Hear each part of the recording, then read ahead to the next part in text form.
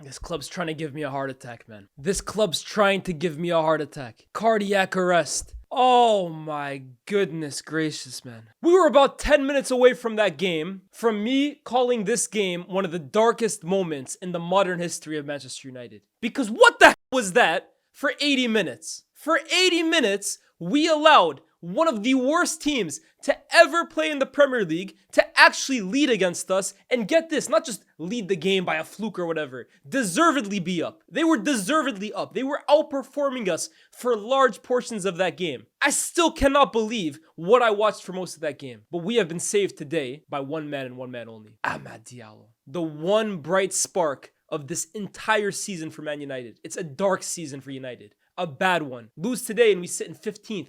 Win and we just about sit in 12th. There's one man shining amongst the sea of shit right now. That's Amad Diallo. His first professional hat-trick in his career, and he's absolutely saved Man United's blushes today. I don't know how to feel. I honestly don't know how to feel, guys. I'm a massive Amad Diallo fan. I have been for years, and even at times this season when he wasn't playing, people were saying he wasn't scoring enough, I've stood by the guy because I believe in his talent. And I'm over the moon today for him because no one deserves it more than him. But I'm finding it really, really difficult to be overjoyed by this. Like, I'm happy we won, honestly. That's our second win in the Prem under Amram, I believe. No, third, excuse me. That's our third win since Amram took over. Everton, City, and today. And it's like, I'm relieved that we've won today. But listen to the words I'm saying right now. I'm relieved that we just got away with a win against a team with 6 points in January. How has it gotten this bad? How are we able to play against Liverpool the way we did? Put up the resilient effort against Arsenal the way we did? And then put out that putrid, terrible performance against Southampton today? It's baffling to me. It's baffling to me. I don't often come out of wins for Man United and feel annoyed. But right now, I'm actually genuinely annoyed. Because most of those guys out there, barring a few, have just really showed their ass today. They've showed that when they enter games as the underdog, and there's like a big occasion against the big team, and there's not too much expected from them, then they can get up for it. Then they're gonna fight like dogs for the result. Then they're gonna put in a performance that gets you excited. But then the minute we play a team like Southampton, and I'm not trying to disrespect Southampton, but I am. They suck. Southampton are an awful team. They are going straight down to the championship. They're one of the worst teams I've seen in this league, and yet you let them walk all over you for large portions of this game. I'm really disappointed in a lot of these guys today. I'm impressed and moved by a few of them, but a lot of them, wow, guys, seriously, like, this shouldn't be this difficult. I get we're not a great team. I say that every damn video, but I didn't think we were this bad. Seriously, we've had our blushes spared today. Let me start with the positives, and there's not too many, but let me start with the positives. Amad Diallo, this kid is box office. This kid is a star in the making, and this kid is, again, the one shining light in our season at the moment. A hat-trick in 12 minutes, and each goal is just as brilliant as the next. The first one, he's running at defenders. He's taking his players on. He's one of the few at United who actually shows that kind of character. Gets tackled, falls back to his feet, finish on his right foot, makes it 1-1. Collects the ball. Let's go. We got another. And then the second one, again, dribbles, takes on his man, passes it to Eriksen. But unlike every other player on this Man United team who all game refused to make any off-the-ball movement, United were so stagnant and so static today and so predictable and easy to defend against Southampton. No, Amad shows you what it means to be a professional footballer. Pass and move. Ladies and gentlemen, were we not taught that as kids? Pass and move. Pass, run into the space, get the ball back. Pass, run into the space, move defenders around, someone else gets it. This is basics. And United are not able to execute the basics. Amad, he does that. Gets the ball, takes on his man, plays it into Eriksen. Eriksen, delightful little dink over the top. Brilliant bit of class from Eriksen right there. You know you're going to get that technical excellence from him. Falls back to Amad. Amad gets it back, slots it past Ramsdale, 2-1. And then you know the third one is at this point becoming a vintage Amad goal. You should trademark it, to be honest with you. Don't sleep around this guy. Don't get caught lacking around Amad Diallo in your own box. Because this guy's work rate and his effort levels and his tenacity are second to none. And you're talking about the best player on the team running like this. That shows you the mentality. He's the best player on this team, and he runs more than anybody else. What a player. What a player. Another guy who deserves massive credit today is Joshua Zirkzee. Joshua Zirkzee's cameo today changed the game. And to be honest with you, I thought he should have started. Against Arsenal. He came on for Højlund and did everything at a higher level than Højlund did. He deserved to start. Højlund starts again, and I'm getting sick and tired of this guy. Genuinely. I'm getting sick and tired of this guy. And it makes it even more annoying when he comes off and everything that people make excuses about him, Owen. Why he can't hold the ball, he's isolated, he doesn't have any support, why he can't get any chances, he never gets any service. Everything that people use to defend against Højlund or for Højlund, Zirkzee comes on and dispels almost all of them. And he's done it against Spurs in the Cup. He came on and performed better than Højlund. He came on against Arsenal and performed better than Højlund. And he's come on today and performed better than Højlund. At this point, what else does he need to do to deserve a start? I'm not his biggest fan. I've made no excuse about it. But surely, at a club like this, of this stature, and a club that they are as bad as they are this year, you earn your starts. Your performances earn your start. You have to work for every single start. And I can't remember the last good game Højlund had. I genuinely can't. I actually implore you guys, since we signed him last season, what aspect of his game has actually improved? We can talk about how young he is till the cows come home. But being young, the plus side of that is there's room to grow. But he's not growing. He's not improving. In fact, I actually think he's regressing. I think his movement is even worse than it was 12 months ago. I think he's low on confidence. I think his hold-up play is just an absolute joke. And every excuse you can make for the guy, Zirkzee comes on and just shows you why it's nonsense. Zirkzee today played a great game. And I actually think his cameo changed the game. And they're going a long way in kind of, maintaining his spot in this team. I've been someone that thinks United probably could do worse than cutting their losses this January. I'm sorry. At the moment, I still don't think Zirkzee is that great. I'll be very real with you guys. But he's better than Højlund. He is better than Højlund. At the moment, not even at the moment. This season, Højlund hasn't been better than him. He should be starting games over him. Today, I thought his cameo was brilliant. Holds up the ball, links players in, good combination play, very intelligent, good runs. Everything that you're not getting from Rasmus Højlund at the moment. So I thought his cameo was brilliant. And just like against Arsenal, I thought Collier came on as well too and added something to our midfield. Now, Kobbie Mainoo, I'm a fan of this guy. I believe in his talent as well too. But he's having a rotten time of it at the moment, guys. Kobbie Mainoo's not playing great. I can see all the match compilations I want on Twitter. I know what this kid's capable of. I know what I saw last year. I know what I saw at the Euros. That's not it right now, man. He was deservedly hooked at halftime. Ugarte, the own goal is unfortunate, but he wasn't great either. Collier, again, another really assured performance. And I would like to see him start next game as well too. That's now 2 cameos against Arsenal that I think have actually benefited his side. I think he's improved his team when he's come on. Now, I don't know about his fitness at the moment, whether he's ready to play from the start, but I like what I'm seeing from Collier. He's not the most brilliant footballer I've ever seen, but he's good enough. He's simple. He's effective. I want to see him in Zirkzee starting going forward. Now, is there any other positive I can think of? Onana, incredible saves in the first half. Without Onana in that first half, we're probably down by more than 1 goal. Anybody else? No. Everybody else today. Shocking. Absolutely shocking. Where do I want to start with this? Let's go with the back 3. And in one guy in particular, I'm sorry, but there's often like in basketball, we use this phrase, welcome to the NBA. You're welcome to the NBA moment. And it's like that moment where you just get absolutely rinsed. And it's like, wow, you're in the big times now. You're in the big leagues. Lenny Yoro just had his welcome to the Premier League moment. Sulemana just absolutely ripped Lenny Yoro to shreds. Ripped.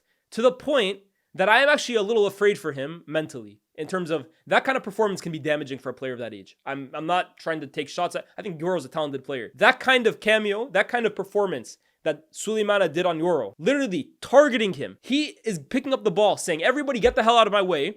Allow me to have this dance with Lenny Yoro. And he danced on him every single time. That's going to be, if Yoro's a really mentally strong kid and he's got a good team around him and a good group, he's going to be able to kind of like recover. If not, guys, that's a tough thing to go through. I've seen it in the past. Some players don't recover from that, especially ones of Yoro's age. Sulemana ripped him to shreds today. Lisandro Martinez, shocking. How on a corner, right? Today, Southampton entered this game having never scored a set piece this season. They've never scored off a corner, this season. First one they get this game, goal. Of course. It's like a team that are so bad, meeting another team that are so bad, something has to give. United's terrible defending on set pieces versus Southampton's terrible scoring off set pieces. Something has to give. Today it was Southampton's scoring. But Lisandro, how are you getting beat by Tyler Dibbling in that situation? I understand, right, when Ivan Toney is isolating you in aerial battles. I understand when Isak is doing it, when Joe Wellington. We're talking about Tyler Dibbling now. Dibbling, okay, he's not a small guy, but he's hardly a giant.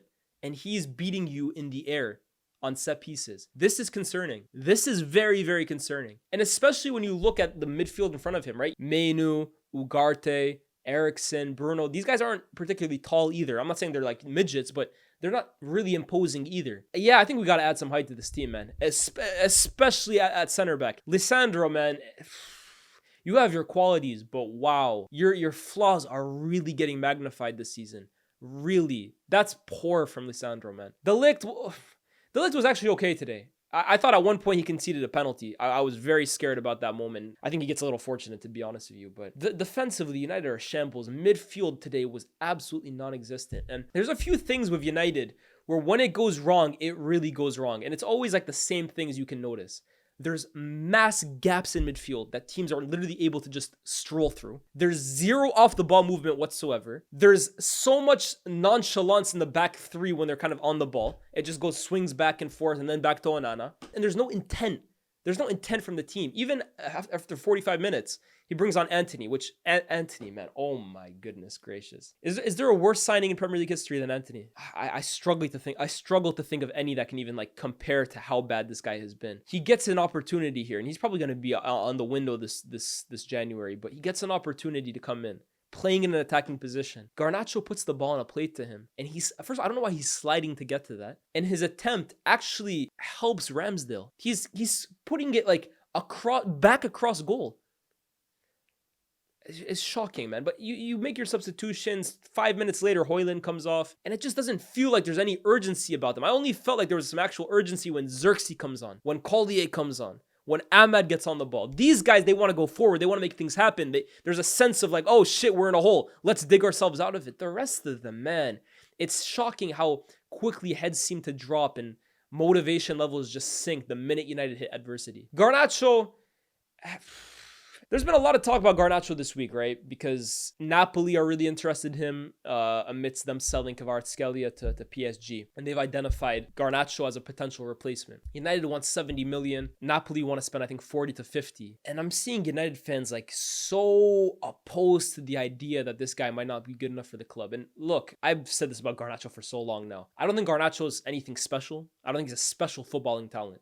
I think he has good intangibles, and I think there's enough there to be a good player in the Prem. You don't have to be an exceptional talent to be a good Premier League player. I think Garnacho can be a good Premier League player, and for his age, he's accomplished a decent amount. But do I think he's anything special? Not really. I don't think Garnacho's a player I've never seen before and will never see again at Man United. But I would rather keep him. I would keep Garnacho if given the opportunity, if given the chance. I'd rather keep him than sell him. But I'm also not opposed to selling him. And when I see fans like taken aback by the possibility that he might be a £50 million player, guys, that's not really that shocking. When I watch him, he does some good things, right? He's direct. He put in a good ball into the box for Antony. He should have scored on the Højlund cutback. But he also does a whole lot wrong during a game. He's not really that strong. He's not that explosive. He's not that great of a passer. He doesn't have this incredible whip on his crosses. He's not an insane finisher. He's okay. He's just a good player, man. He's good at best, to be honest with you. And performances like today, right? I feel like a performance from a lot of these guys today, I honestly feel like it's a massive, you know, when you wake up, right, and you just splash water on your face, cold water on your face, and it wakes you up a little bit. You become a bit more conscious. I feel like performances like today, surely United fans have to experience that and be like, wow, we're overrating a lot of these guys, man. Like, these guys are not the level that we think they are. Like, I'm just looking at a lot of them. I'm saying we are where we are for a reason, and they're a big part of it. Amorim, I didn't think coached a great game today. I think, again, his substitutions today were good, and give him credit. Like, the fact that they changed the game, more power to you. But it's becoming a habit now. When United are bad, it's always for the same reasons. As always, I say it's not all his fault, but I did think the way he set us up in that first half and how badly we got outplayed by Southampton, whether it was an effort level, tactical level, quality level, and I can't believe I'm saying quality and tactical for Southampton, bottom of the league Southampton. But we were schooled in the first half. Schooled. That first half was one of the most embarrassing cameos by Man United I've seen in a long time. And I have low expectations for this side. Trust me, I take what I can get. But damn, our expectations were low. But damn, we got Brighton at the weekend. We play like that against Brighton, guys, we will be down 3-0 by halftime.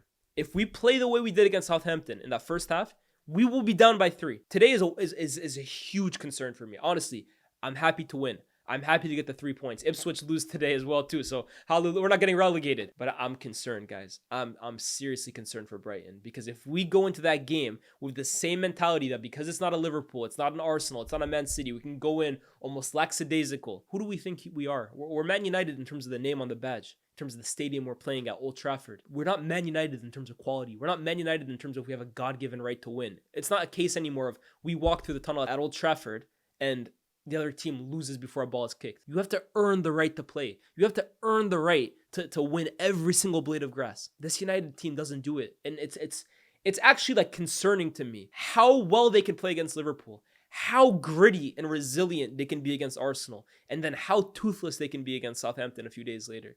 For me, Amad he's bailed this team out. We're lucky today because, wow, that was bad.